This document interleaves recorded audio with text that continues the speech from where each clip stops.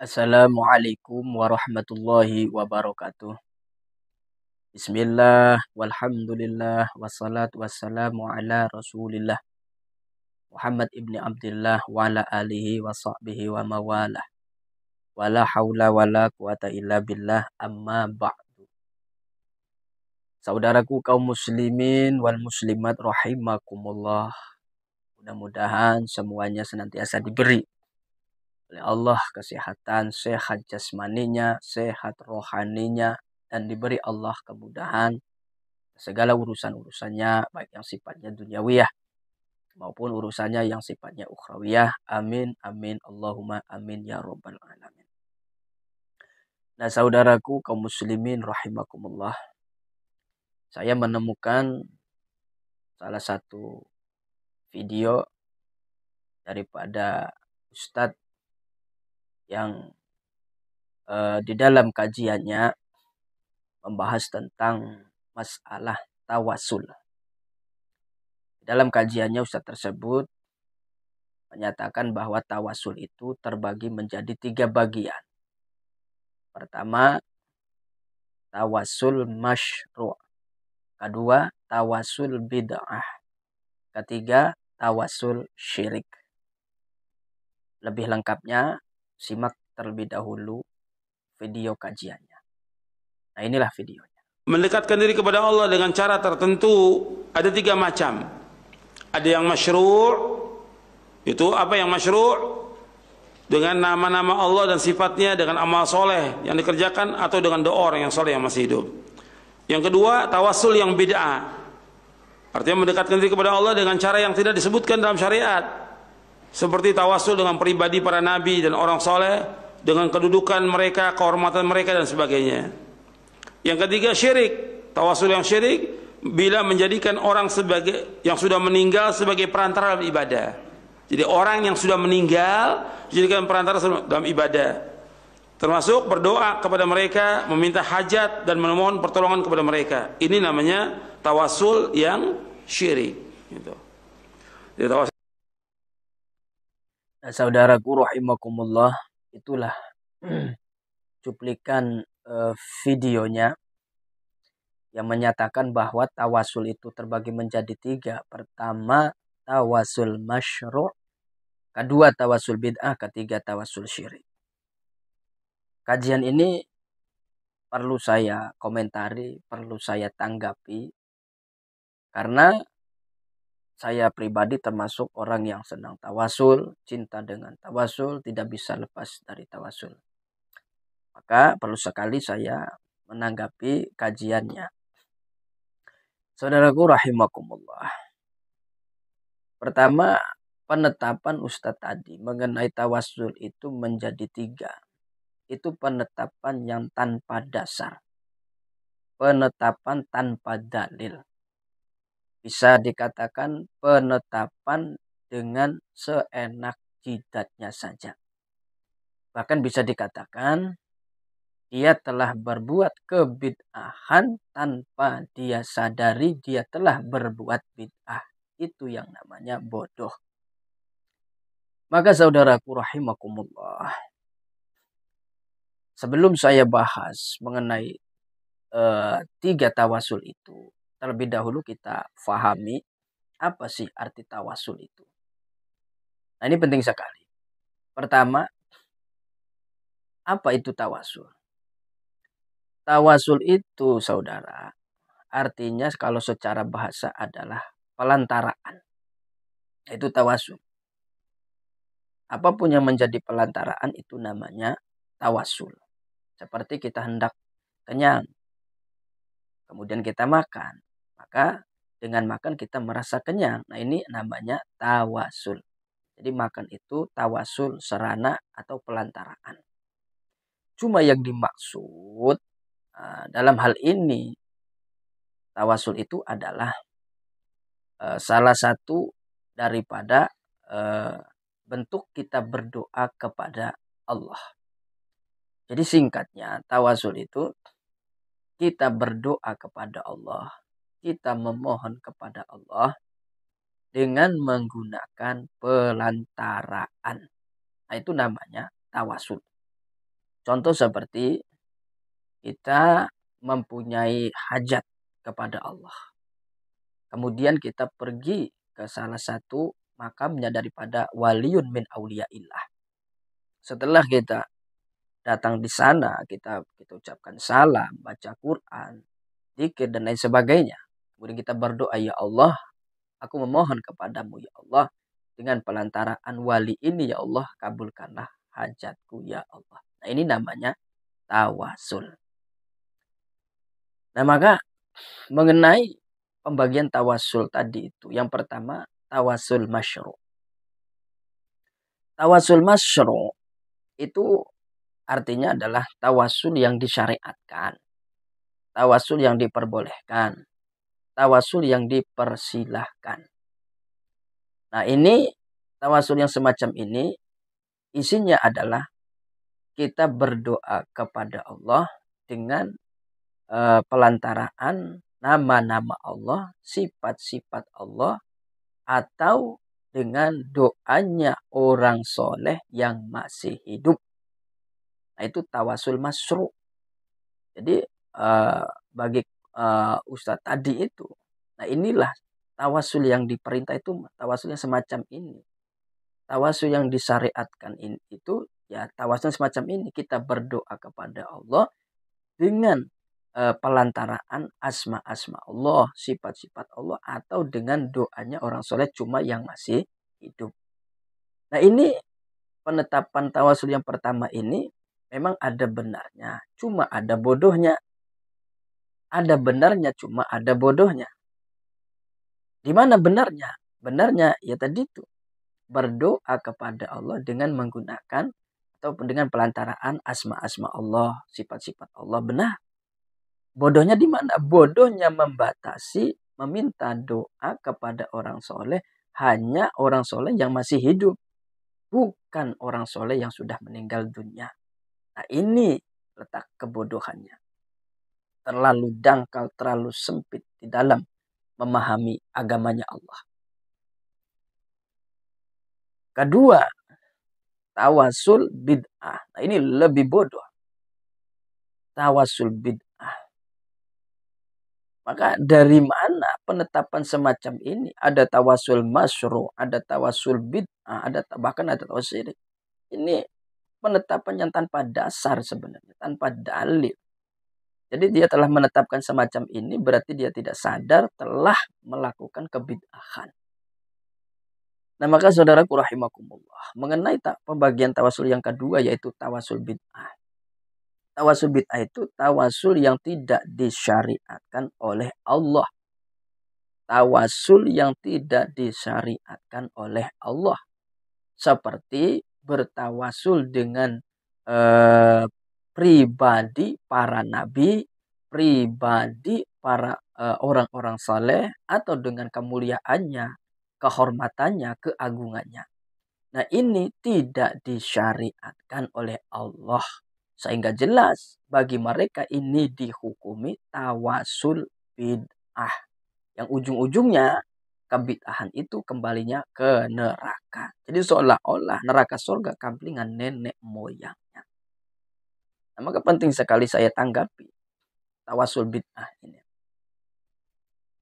Jadi bagi mereka bahwa bertawasul dengan kepribadian para nabi, kepribadian orang-orang saleh, kemuliaannya, kehormatannya, kedudukannya, ini tawasul yang tidak disyariatkan. Tidak ada dalam Qur'annya, tidak ada hadisnya.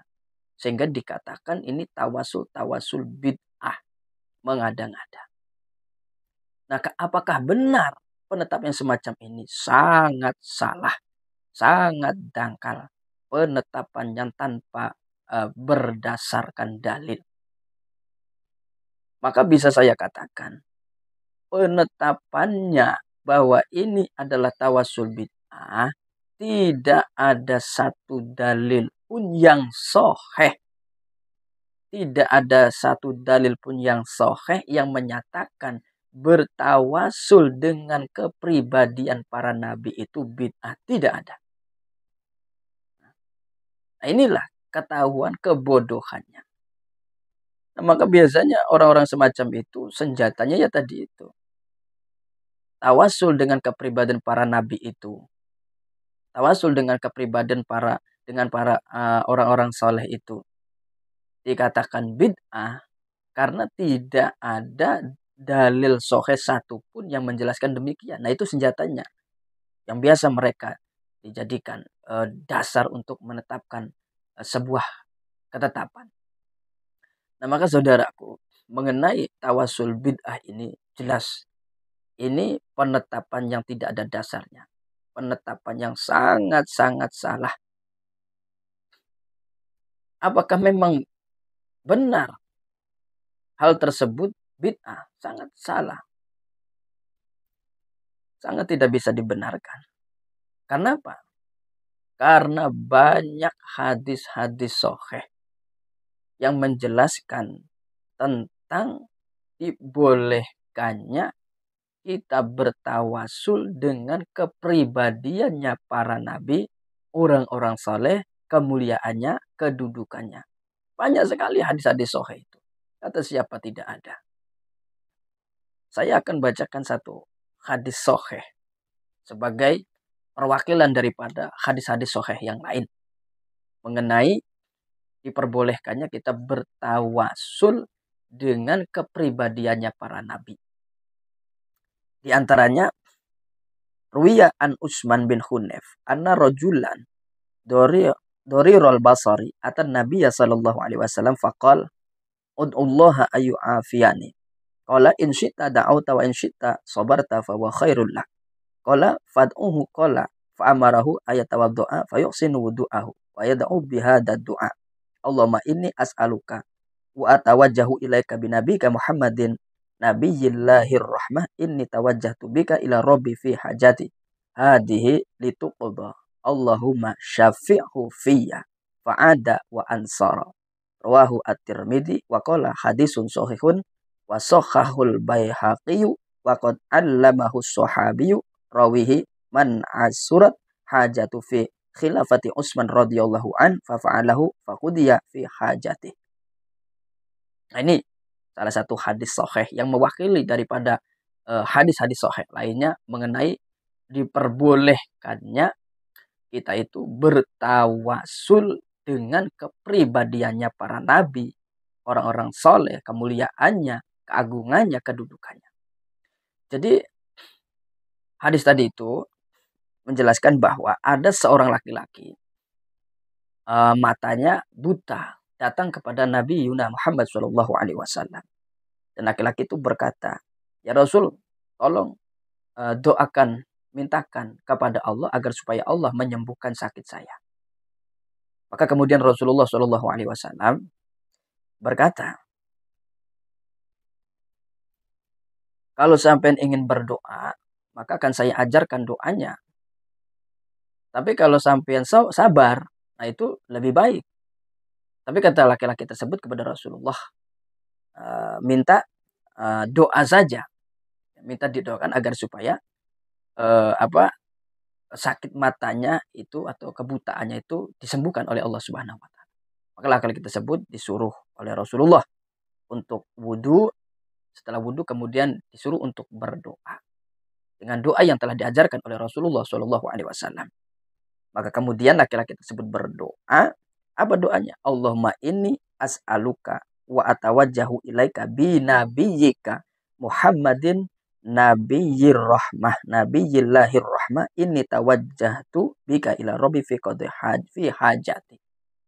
Jadi di sini menggunakan bahasa bi nabiyyika Muhammadin nabiyillahir rahmah. Nah, jelas bahwa di dalam doanya dia berdoa kepada Allah dengan menggunakan kepribadian Nabi Yuna Muhammad SAW.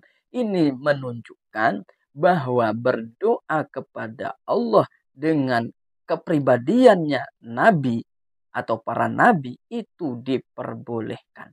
Kata siapa tidak boleh? Kata siapa tidak ada dalilnya?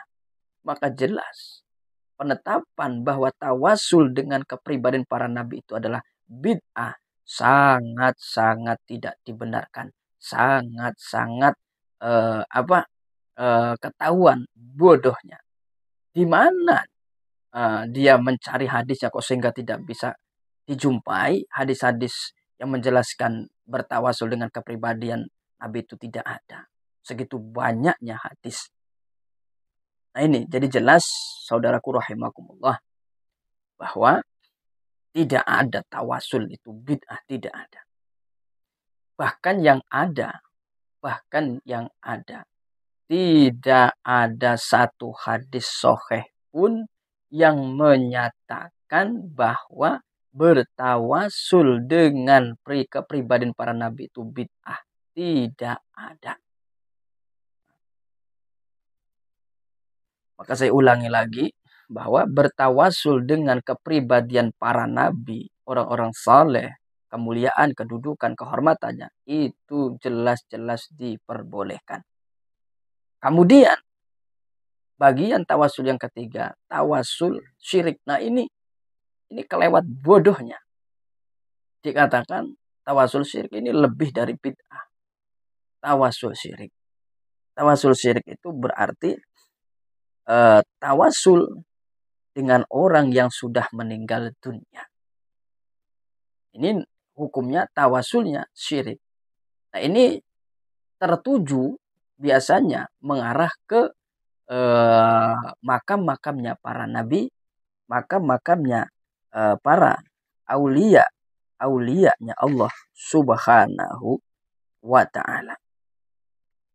Jadi bagi mereka kita bertawasul di makamnya para nabi, bertawasul di makamnya para wali, itu meminta kepada nabi, meminta kepada wali, atau meminta kepada kuburan. Nah itu saking gobloknya orang. Kita minta kepada Allah pelantaraan nabi, pelantaraan para wali, bukan minta ke kuburan. Jadi tanggapan mereka itu seketika kita ziarah di makamnya para nabi, ziarah di makamnya para wali itu minta di kuburan. Ini saking gobloknya orang, kita minta sama Allah pelantaraan nabi, pelantaraan para waliyun min auliya illahi ta'ala. Maka saudaraku rahimakumullah, ada sebuah penjelasan yang dijelaskan oleh Ibnu Taimiyah di dalam kitab Siratul Mustaqimnya, bahwa Syekh Ibnu Taimiyah itu menyatakan wala farqa bainal hayyi wal mayyiti kama za'ama ba'duhum faqad sahha an ba'di sahabah innahu amara ba'dul muhtajina ayyatawassalu bihi sallallahu alaihi wasallam ba'da mautihi fi khilafati Utsman radhiyallahu ta'ala an fatawassala bihi faqudiyat hajatuhu kama dzakarahu at-Tabrani. Jadi menurut Syekh Ibnu Taimiyah, nah ini yang menjadi rujukan orang-orang yang menyatakan tawasul syirik itu.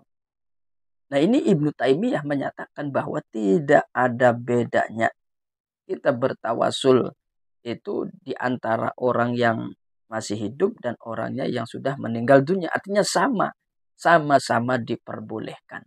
Baik tawasul terhadap orang yang masih hidup atau sudah meninggal dunia, itu sama-sama diperbolehkan.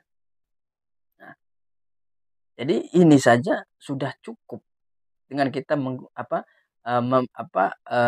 menggunakan makalahnya atau ucapannya Syekh Ibnu Taimiyah yang menjadi rujukannya, bahwa wala farqu bainal hayyi wal mayyit. Tidak ada bedanya kita bertawasul dengan orang yang hidup dan yang sudah mati. Artinya sama-sama diperbolehkan. Nah maka saudaraku rahimakumullah, jelaslah sudah bahwa pernyataannya mengenai tawasul syirik itu sangat-sangat tidak dibenarkan. Karena yang namanya tawasul itu boleh dengan orang yang masih hidup, juga boleh dengan orang yang sudah meninggal dunia. Yang mana orang tersebut adalah orang yang mulia di sisi Allah Subhanahu wa taala, seperti para nabi, seperti makamnya para waliun min auliyaillahi taala. Jadi kesimpulannya saudaraku rahimakumullah mengenai tawasul. Jadi tawasul itu sejatinya adalah diperbolehkan baik dengan asma-asma Allah, baik dengan sifat-sifat Allah, baik dengan kepribadiannya para nabi, para wali, baik yang masih hidup atau yang sudah meninggal dunia, atau dengan amal soleh. Boleh. Cuma catatannya di dalam kita bertawasul, kapan apa yang kita harapkan kepada Allah itu melalui tawasul itu berhasil, yakini keberhasilan itu semata-mata adalah dengan adanya izin Allah Subhanahu wa taala. Adapun yang kita tawasuli, adapun yang kita jadikan pelantaraan itu hanya sebatas sabab saja. Yang namanya sabab la tu'asir, tidak mempunyai kemampuan apa-apa. Yang mempunyai kemampuan untuk mengapa-apakan hanyalah Allah Subhanahu wa taala. Maka kebanyakan orang-orang yang anti tawasul, mereka menganggap orang yang ziarah kubur itu meminta kepada kuburan disamakan seperti kaum musyrikin. Mereka biasanya menggunakan dalil mana'buduhum illa liyuqarribuna ilallahi zulfa. Nah, ini ayat dijadikan dasar dalil untuk menghukumi bahwa orang yang ziarah ke makamnya para nabi, para wali itu seperti kaum musyrikin pada waktu itu yang beribadah kepada berhala. Nah, ini sangat salah penempatan, tidak tepat sasaran, karena ayat itu diperuntukkan untuk kaum musyrikin, bukan untuk kaum mukminin. Maka saudaraku rahimakumullah, intinya bahwa tawasul itu diperbolehkan. Kita berdoa kepada Allah dengan menggunakan pelantaraan itu diperbolehkan. Baik dengan asma Allah, sifat Allah, dengan kepribadiannya orang-orang soleh, entah itu para nabi, entah itu para wali, atau dengan amal-amal soleh diperbolehkan. Dengan catatan, kapan apa yang kita harapkan kepada Allah melalui pelantaraan itu terkabul, maka yakini bahwa semua itu terjadi semata-mata adalah atas izin Allah. Adapun yang kita jadikan pelantaraan itu tidak mempunyai kemampuan apa-apa. Mungkin itu saja sedikit banyaknya yang saya dapat sampaikan. Mudah-mudahan ada barokah dan manfaatnya. Wallahul muwaffiq ila aqwamit thoriq. Assalamualaikum warahmatullahi wabarakatuh.